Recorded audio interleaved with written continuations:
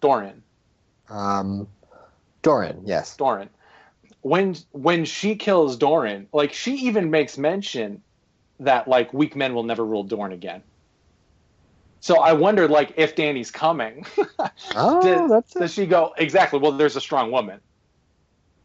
Yeah, She's someone the first time Dorne is like truly willing to kneel after these hungry group have taken over, and then like the first time ever, they're the leaders that choose to kneel because it's to a powerful woman that is the true rightful heir to the Iron Throne. There you go. Interesting. But Sam and Gilly, to go back to that, not to take you off track, but I just had that thought. I just wanted to tie in, if we're talking the south of Westeros, they all have parts to play, and we only got a flash of them last episode. Right. So interesting to see. So after that part, we cut to the Iron Islands, and we saw Theon Greyjoy talking to his sister and offering to help her when she was really accusatory and really trying to figure out what his game was, because he's showing up right before the King's Moot. Yeah. No, his timing is beyond suspicious. But, it's completely coincidental as far as we know. Yeah, absolutely coincidental. And I thought it was interesting that we didn't see anything of the uncle that did the actual murdering of Balon Greyjoy. Mm-hmm. But I suppose that was really just a setup scene, because they basically want to do next in the next episode when they do the King's Moot, but have Theon there and not have it be weird. Yeah, and to have the support of Balon's like last surviving son. Yeah. That's a big crowning endorsement. And yep. I'm curious how that argument is gonna come across against that. Yeah, I think I'm really curious to see what part they'll have to play. I mean, maybe do you think they'll go north and be involved with the fight for Winterfell? Or something, before you answer that, something that I could see happening is maybe the show tries to imply that's what's at play, and they go and they're starting to attack, but in reality, we learn in the final episode, right, is like Cersei's cowering over Tommen's dead body, that the Greyjoys really just took Casterly Rock. Oh, interesting. And that Lannisport has fallen. See, I even thought that you were going to say, and then you see, like on the horizon of the Blackwater Bay, you see, like, the Iron Isles sigil. Whoa. That'd be crazy. I don't know how they would get that. That would be quite the voyage. Well, hey, if Theon got, if he got to Iron Isles, in a heartbeat here, maybe they could teleport that way. I actually, I see a lot of complaints online about like characters teleporting, like someone just like an hour ago when I was looking at reactions to tonight's episode. I was seeing that someone was saying that like Littlefinger must have lent out his teleporter to Theon. And for me, like, it's television. We got a story to tell. Like, this isn't a play-by-play of an actual journey. Yeah, absolutely. And like, right, we have character beats to get to. It's not the book. Well, not even so much that it's not the books, because that's something the books do too, is that things aren't necessarily happening at the exact same time as you're reading them. Things may be kind of happening out of place or just offset to keep some sense of mystery going on. And I think the series does that as well. And absolutely, I think that's totally great. I think that's a good choice. But you got to cut it some way, Yeah. So one of the. Go on. No, go ahead. Oh, well, I was just going to say, moving on to one of the kind of, I guess, one of the only deaths in the. Oh, well, no, never mind. Not sure at all. We got to one of the, I guess, most isolated deaths of the episode with the Boltons. Yeah. And what had been, this semi-long-term character. She'd been around for quite a while, and she showed back up with Rickon, and now she's been shown the door.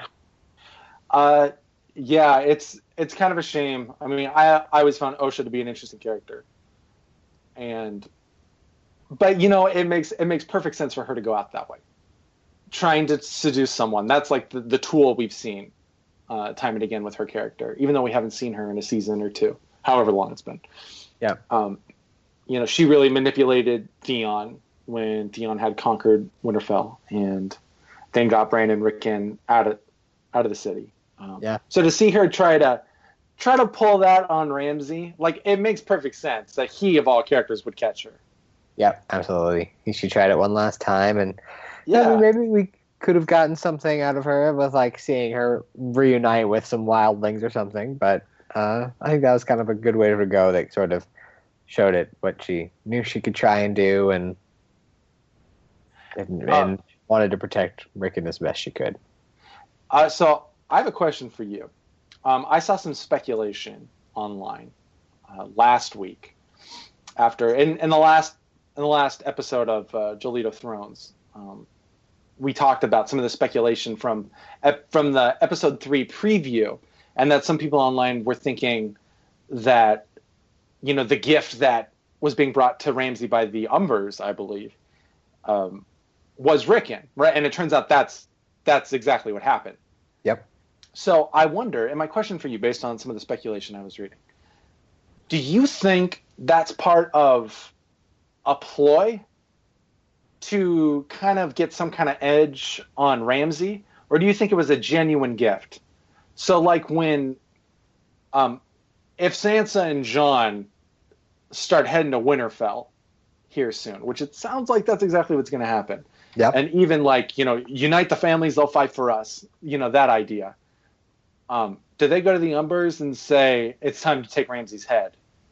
And they go, exactly, that's why we put Rickon there.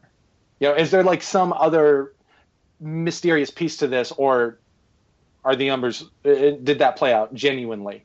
Well, what do you mean that's why they put Rickon there? I don't know. We haven't seen him in forever. He can be Master Assassin for all I know.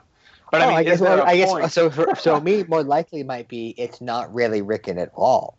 Perhaps they just sent Asha and some just kid. I mean, I guess maybe if we're trying to think of these are the good guys, it's hard for them to think they just sent, like, a kid to be murdered. Mm-hmm. Or maybe it is some sort of, not Rickon, but some sort of excellent killer. But in some way, they've just kind of tried to keep in the good graces with this fake gift. But in reality, since they had Asha, we know they also have Rickon, but maybe they're keeping him safe and waiting for a time when, like, a true Warden of the North returns. Right. Yeah, exactly. So do you think, are they with Ramsay? Or, like, are they, like, another family to fall in a way? Or I think they're putting up with Ramsay. That's a good point.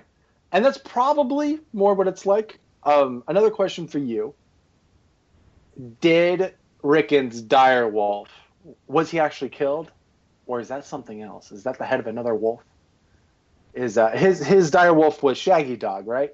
Yeah, I mean, it looked like Shaggy Dog. I'm pretty sure. Was it? Well, I guess, yeah, for the same reasons that I just said that it could be that kid could not be Rickon and it could be a ploy, then yeah, that absolutely might not be kind of interesting to consider, at least. That maybe, because you do have, the show has so many moving pieces, and you're always wondering, like, who's going to betray whom and how things are going to play out, which is ultimately the reason why I was curious how you'd answer that question. Because I always wonder, is what we're seeing genuine? And it's almost too easy. But then again, it was a very, very simple way to bring Rickon back into the story, because he'd been absent for a while. Yep. And hey, you always need a Stark at Winterfell. always got to have a Stark at Winterfell. And Ramsay's got him. Yeah. And so then Ramsay sent a vile, pretty standard Ramsay stuff at this point, letter north to the Wall with a flag, like a rider with the Bolton sigil and a white flag that is just basically luring Jon to come fight. And we learned that there's an estimate Ramsay has about 5,000 men, and we learned from the wildling Ginger that they've got around 2,000. and that's not all of them. That's fighting men. Yeah. And so they discuss what they have to do, and Sansa really implores Jon that they'll have to unite the families, like you said. Yeah, if you unite the families, they'll fight for you. They always want to have a Stark in Winterfell. Yeah, absolutely. What do you think? Because Robb's rebellion was stopped short. Do you think that has changed anything with the families in the North? Or do you think it's going to play out basically how Sansa is just that she had described? That you go forward, they will show up. See, that's the thing. I guess I don't know, because I think it's going to be really ambiguous, because as we all know, winter is coming. Yeah. Oh man. And if these families know that, like, they've been in a war for several years now, and their supplies are growing short, they don't have much more to keep stocked for the winter. And like, as they see the power structures that has been their society for generations are crumbling around them. Yeah. I mean, how much are they really willing to hold true for this guy that? Well, I mean, it's like the bastard of the guy who just got his head cut off a couple years ago. I mean, are they really going to unite for him? I mean, yeah, 15 years ago, absolutely would have. I mean, that was when we saw Robert's Rebellion. That's when, like, I mean, that was a time of honor and justice, right? I mean, all that shenanigans. But today, they've seen a half decade of war, and they just kind of want to stick to themselves. And so I think that'll be an interesting thing to see resolve, is whether or not they do come and stand up against the Boltons. I mean, if there's such a guy that people would stand up against, it's him, right? He's he's a villain. He's the villain in the North right now. And so there'll be kind of a statement on the remaining society of Westeros, and maybe that's what happens. So maybe we have this plotting in King's Landing, and we watch them fail. And maybe we have this plotting in the North, and Jon has to try one more time, and they go to take King's Landing, and he watches Sansa die. Oh man. I'm predicting all of the deaths. That's my hot take. All the deaths. This Joleedo Thrones is that the show's lulling us into this sense of is with a security blanket with these reunions and things going down, but really the end of the season is going to just shake everything up and like be a game changing like foundation rocker for like the kind of final throes of the show as we like just horse and buggy our way to the conclusion. And I mean, this is what do we see Sansa as, I guess, like living out her days as the Lady of Winterfell, or does she? I'll be interested to see what's happening to her. I can dream, okay? Yeah, but, absolutely. Yes, you can dream, but that doesn't make it real. But no, that's actually a really eerie, but possibly correct point you're making, because it reminds me already that, oh man, the lull, that's a good word too to use for this, because you're right, I'm already feeling comfortable. I feel like I'm settling in for the return of some of these characters into these powerful positions. Yeah, absolutely. I feel like they're setting it up well. And oh shit, you're absolutely right. As we go into the big thing of the episode. Yeah. So as we go into the big thing of the episode, we've got another kind of return to form for the series with Dany and some fire and some death and some rebirth and some Dothrakis worshiping her. I didn't literally applaud, but I felt like it.